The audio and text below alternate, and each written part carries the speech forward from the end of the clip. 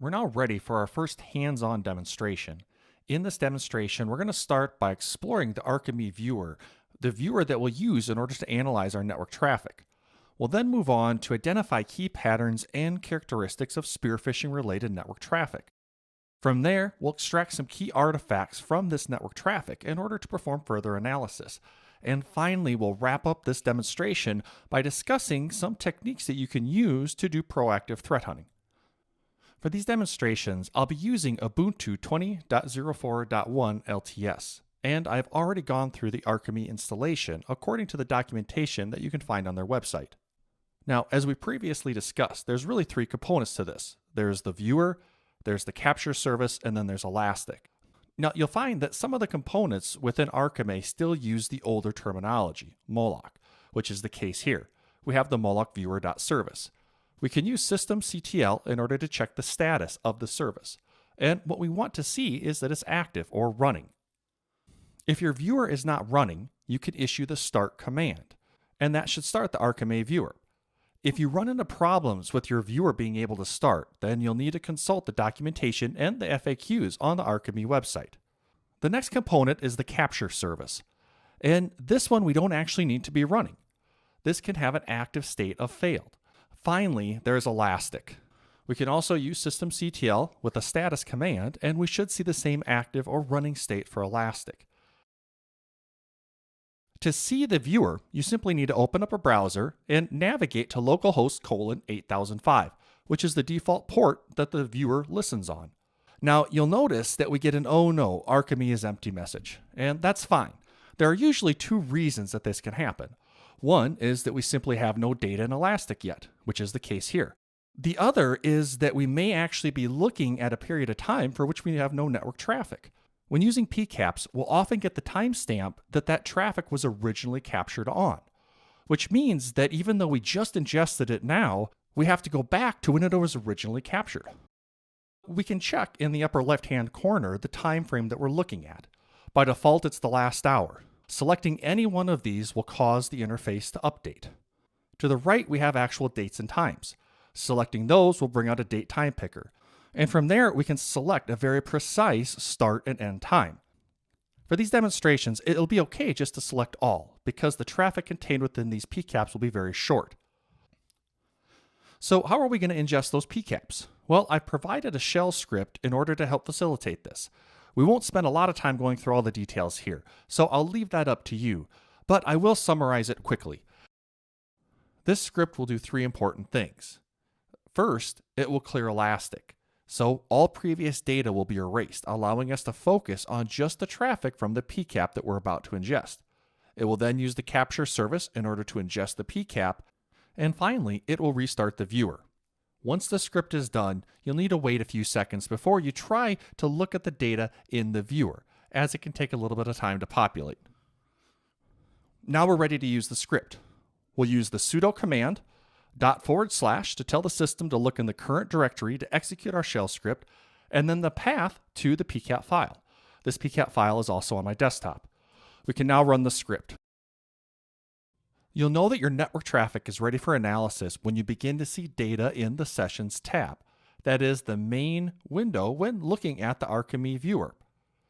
One of the things we want to think about as we're analyzing this traffic is how can we begin to filter this traffic down to traffic that interests us, anomalies, or something malicious. One of the powerful features of Arkime is that just about everything that you see can be applied as a filter. For example, we can look under the destination port column, click on any piece of data that's present there, and we'll get a pop-out menu that allows us to apply that particular instance of data as a filter. Let's go ahead then and add port 80 as a filter for our query. This will show up in the filter bar. This is also a great way to explore the many filters and their syntax that are available under Arkime. Another location is to click in the upper left-hand corner on the Arkime logo. While maybe not the most obvious place to find help, this is where you'll find all of the primary documentation for using the viewer. Once we've added the filters that we want to apply, we need to click on the search box. This will adjust whatever view that we're looking at. Our goal right now, though, is to begin to narrow down all of the traffic that we're currently analyzing. to help us focus on something that's anomalous or possibly malicious. And we've done that already by filtering out all traffic that did not communicate over port 80. Why would we use port 80? Well, HTTP commonly uses port 80 for non-secure connections. Thinking back to how we set up this demonstration, we know that in a very common attack scenario, threat actors will use port 80 in order to make an HTTP request to download the next stage of their attack. As we begin to apply filters, we should generally see the number of entries being reduced. As you can see here, we only have 5 entries right now. But let's pretend that we had more entries. We could continue to filter. Another good technique is to use negation. So let's take a look under the information column. We have, in certain occasions, the URI. So oftentimes when there is an HTTP request that's being made. We can click on that drop-down and select the end not in order to add that as a filter. So that'll get rid of everything that matches this URI. Now, this may be a little more precise than we need. So we can further refine our filters by removing certain components of the URI and maybe adding in a wildcard. So we'll get just the domain and wildcard everything else. And you can see we've now reduced the number of entries from 5 to 3. Again, this seems a bit trivial when we only have a few entries to deal with in the first place. But this can be a really good approach for helping you to get rid of the known good traffic to help sift through and narrow the scope of what you're looking at. So what do we have left? Well, we still have requests to domains that are likely good, DigiCert and Microsoft. It's very unlikely that something malicious is coming from those particular hosts. So we could continue to narrow or filter those out. However, we can see our last session includes a URI to a less common TLD, top-level domain, that is .ir. Another piece of data that I oftentimes use is the data bytes column. This tells you how much data was returned, both in the request and the response from that particular session.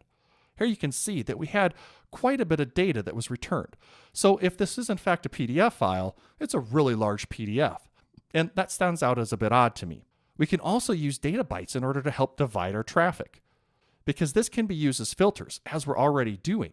We could look for sessions that have very large data byte sizes and potentially identify downloads of malicious artifacts such as executables or DLLs.